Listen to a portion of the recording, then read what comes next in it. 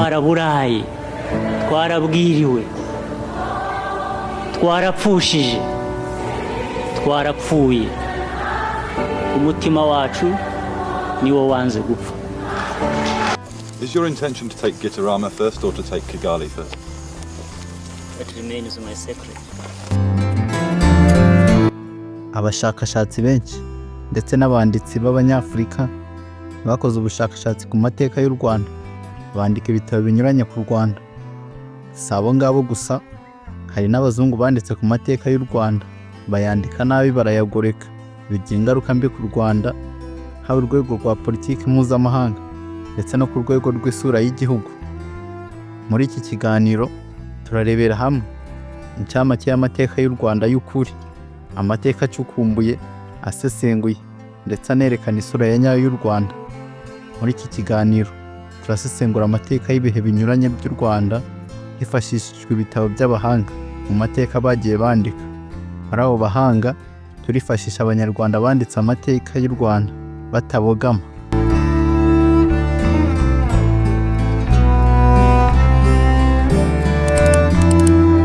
Wa mbere, tariki ya mbere Ukwakira 1990, Inkotanyi zatangije urugamba rwo kuzura u Rwanda. Ni urugamba rwatangijwe na Major General Fred Gisa Rwigema, wamaze ku rugamba iminsi 2 gusa umwanzi akaza kumuvutsa ubuzima. Icyo gihe ingabo za RPF intambara yo kwibohora yararwanye hirya no hino ku isi, hiyongeraho kumenya imikorere y'ingabo za NLM ya Museveni zabohoye Uganda, byatumye FPR idakora amakosa nk'ayari yarabonetse muri iri shyaka.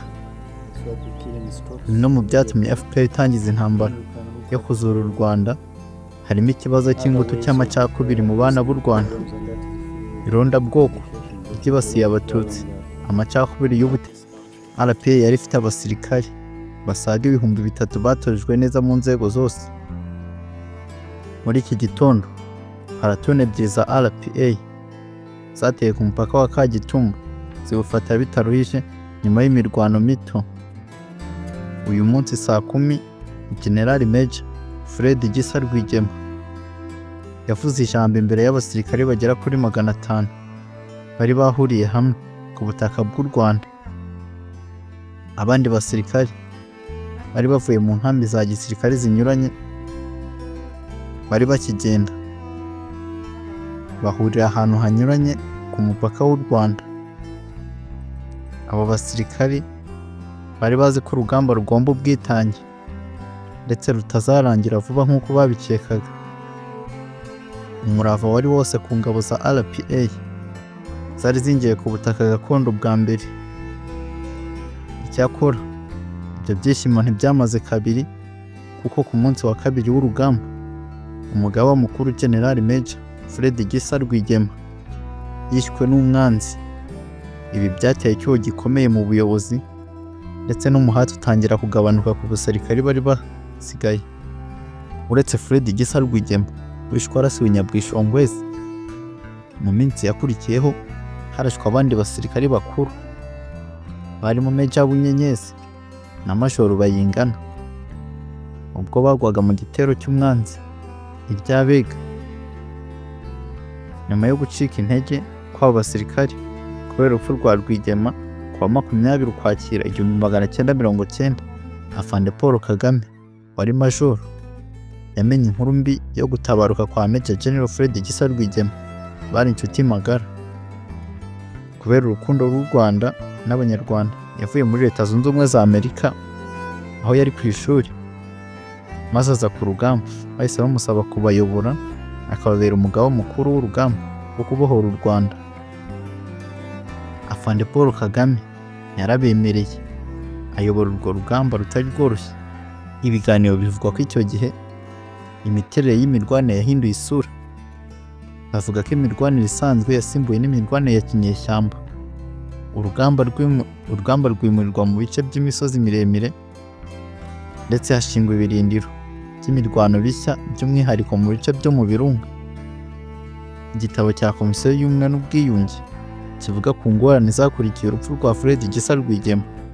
RPA yabikuyemo isomo igatangiza inzego za gisirikare n'iza gisivile, yinjiza abacuruzi n'abashoramari n'abize bari bakenewe mu nzego zabo, ishyira ingufu mu mashuri 36 kugeza ku rw'intazo. Inkotanyi zarwanye urugamba rwo kubohora u Rwanda mu gihe cy'imyaka 4 kuva mu 1990 kugera mu 1994.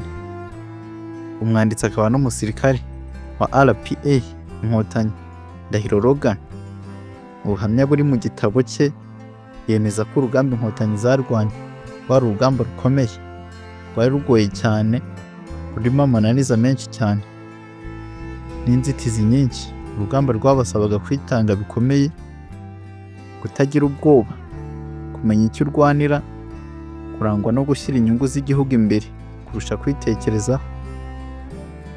Muri icyo gitabo ndetse n'amateka yo kubohora u Rwanda bagaragaza ko Inkotanyi zinjiye Kagitumba saa 11 za mu gitondo tariki ya 1 Ukwakira 1990 nk'uko twabyumvishe imbere. Nta mirwano ihambaye y'Inkotanyi yabaye kuri uwo munsi kuko barashe umwanzi ku mupaka agahita ahunga. Umugaba mukuru wa RPA Major General Fred Gisa Rwigema yishwe ku munsi wa 2 w'urugamba tariki ya 2 Ukwakira i Nyabwishongwese. Abari bamuri hafi bavuga ko ijambo rya nyuma yagize ati adui amenipiga, ni ijambo ryo mu rurimi rw'Igiswahili risobanura ngo umwanzi arandashe. Bavuga ko yarashwe ahagaze ku gasozi karekare kari hagati ya Kagitumba na Matimba areba uko ingabo ze zirukana umwanzi wari umaze kubatera. Abari ku rugamba bavuga ko Major Fred Gisa Rwigema amaze gutabaruka kandi ari we mugaba mukuru wa RPA, abo basirikare bahise bacika intege cyane, bamwe bifuza gusubira inyuma iyo baturutse. Muri make bumvaga ibyabo birangiye. Abasirikare bari ku rugamba bumvishe Imana ibohereje umutabazi ariwe Afande Kagame Paul, aho ku itariki ya 20 Ukwakira 1990 Afande Paul Kagame yari mu masomo. Yamenye ko Afande Fred Gisa Rwigema yatabarutse ahita ava ku masomo yari arimo, yirengagiza ingaruka mbi yashoboraga guhura nazo ku rugamba zirimo nk'inzara, urupfu n'imvura. Afande Kagame Paul kubera urukundo ruhebuje yari afitiye u Rwanda n'Abanyarwanda, yaje ku rugamba ari umutabazi n'umurengezi w'Abanyarwanda kuko yabaye igisubizo, aba umuyobozi mwiza, umujyanama ndetse arangwa n'ubutwari n'umutima ukeye kandi ukomeye. Afande Paul Kagame, abasirikari bari ku rugamba bavuga ko yahise azana uburyo bushya bw'imirwanire n'izindi mpinduka nyinshi zatumye Inkotanyi zitsinda urugamba rwo kubohora u Rwanda n'Abanyarwanda. Urugamba rwo kubohora u Rwanda n'Abanyarwanda rwaguyeho Inkotanyi nyinshi. Amaraso y'Inkotanyi yaramenetse baharanira kuzura u Rwanda, abandi barakomereka, abandi baramugara. Ibyo byose byabayeho bagamije ko u Rwanda rukomeza umurage w'Abanyarwanda ndetse rukaba igihugu cyiza. Ubu bwitange bwaranze Inkotanyi ni igihango dufitanye n'Inkotanyi zabohoye u Rwanda, ndetse kikaba igihango dufitanye n'uwayoboye urugamba rwo kuzura u Rwanda ariwe Paul Kagame.